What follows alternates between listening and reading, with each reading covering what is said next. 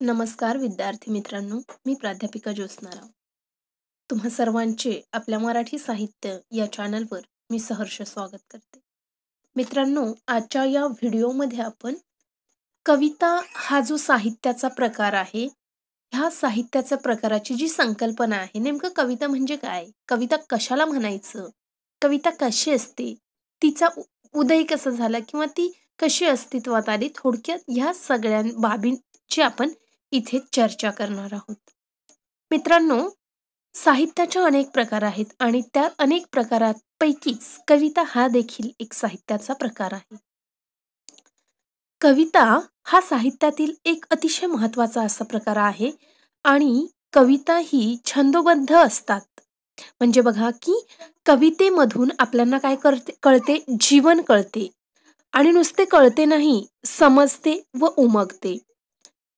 कविता हे एक माध्यम आहे आणि त्या माध्यमातनं आपण ज्यामध्ये कोणतीही भाषा किंवा मनस्थिती किंवा कोणत्याही भाषेद्वारे आपण काय करू शकतो, व्यक्त होऊ शकतो आणि अशी ही कविता.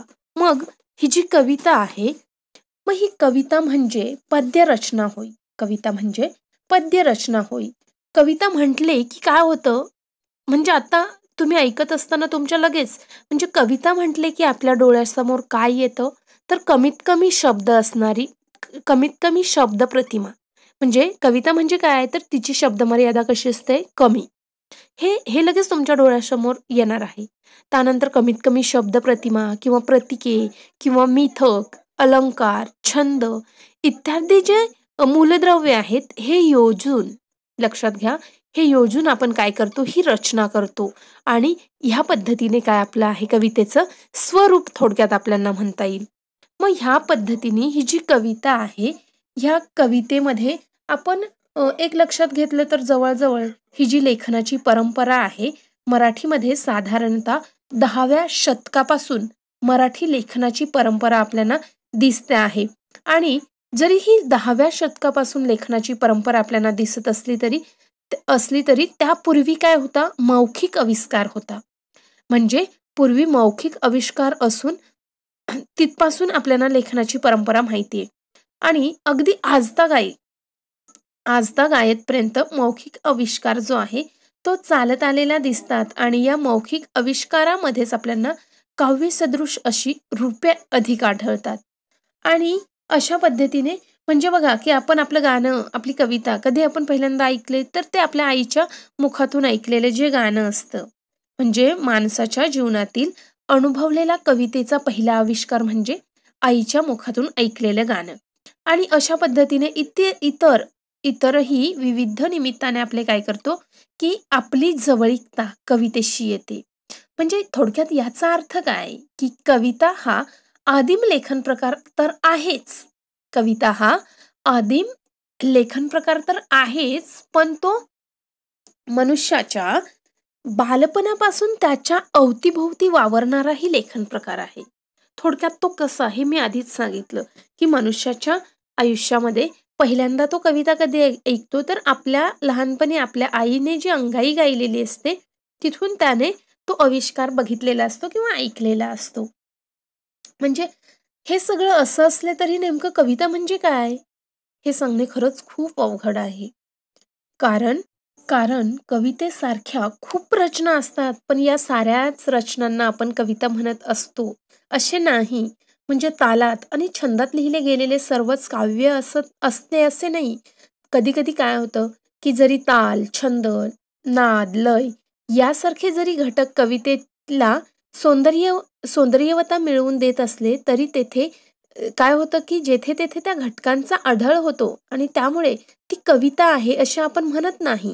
काही ठिकाणी ते पद्य असते, तर काही ठिकाणी ते गाणे असते. बरोबर?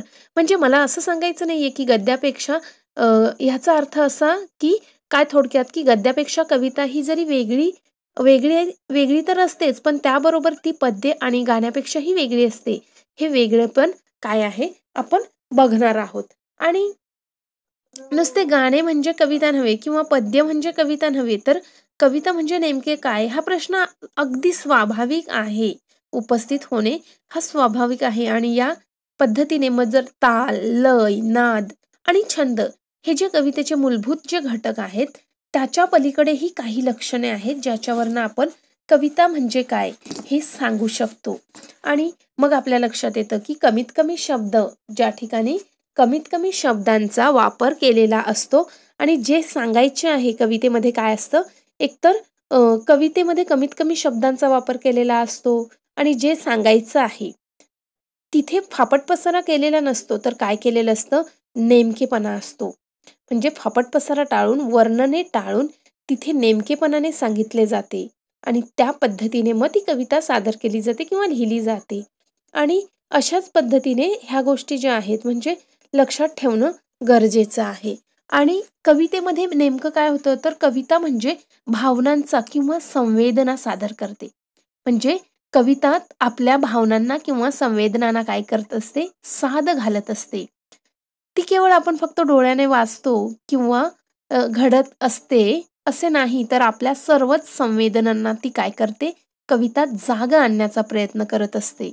आणि म्हणून आपण कवितेकडे काय करतो, सुंदर कुसुम कोमल अंतःकरणाने आपण गेलं पाहिजे. कविता अशी आहे की कविता आपल्या संवेदनांना जशी काय करते, आवाहन करते आणि त्याचप्रमाणे ती आपल्या जीवनानुभवालाही आवाहन करते.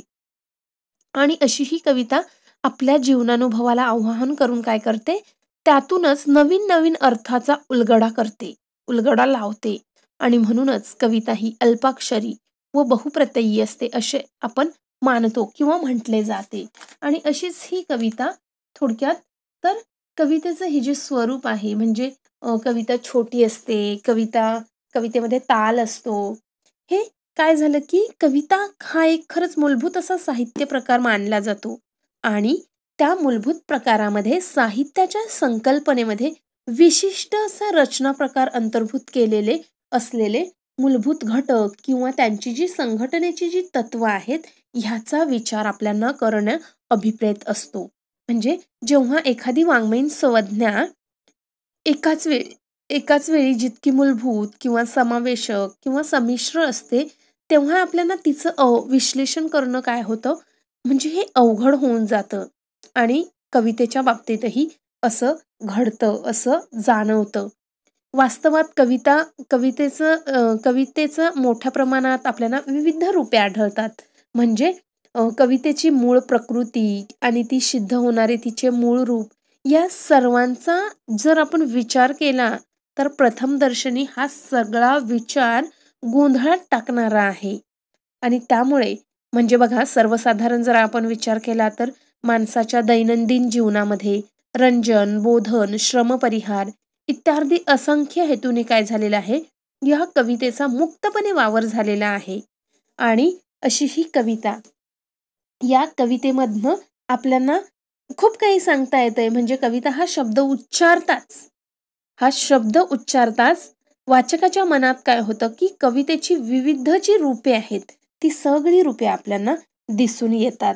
आणि कवितेची मूळ प्रवृत्ती, तिचे मूळ रूप जेव्हा आपल्याला दिसून येते, तेव्हा हीच जी कविता आहे, या कवितेला दीर्घकालीन उदंड अशी परंपरा असल्यामुळे हे कथात्म इत्यादी रूपे हे आपल्याला काय होतात, तिचे नैसर्गिक किंवा जवळचे आविष्कार वाटले तरी आपल्याला त्यामध्ये कथात्मकता किंवा नाट्यात्मकता हे कवितेचे जे मूलभूत घटक आहेत किंवा मूलभूत घटक नाहीत, हे सगळं जाणवतं. आणि अशी ही कविता गीतातून आपल्याला काय होते, उक्रांती झालेली आहे. आणि ह्या म्हणजेच कवितेची उक्रांती कशामधून झाली, गीतामधून झाली. आणि गीतांचा जन्म कशामधनं झालाय, तर तो गीतांचा जन्म आधी मानवांच्या नृत्यामधून झालेला आहे. म्हणजे ही जी अखंडपणे लाभलेली ही जी सृष्टीच्या निकटच्या सानिध्यातून लय, ताल, ध्वनी ह्यांची जाणीव आपल्याला पूर्वीपासून झालेली आहे. आणि त्यामुळे हे जे शब्द आहेत, हे शब्द नाद, लय, ताल यात जोडले जातात. आणि तिथे नृत्य, वादन, संगीत ह्यांच्याशी काय होतं, नातं जोडलं जातं. आणि अशी ही कविता, इथे आपण थोडक्यात कविता ही संकल्पना समजून घेतली. आणि पुढच्या तासिकेमध्ये आपण कवितेच्या व्याख्या अभ्यासणार आहोत. अशाच प्रमाणे मग कवितेच्या व्याख्या, नंतर कवितेचे स्वरूप, कवितेचे घटक, ह्या सगळ्या आपण एक एक एक एक व्हिडिओमधनं समजून घेणार आहोत. इथे आपण थांबतो आहोत. धन्यवाद.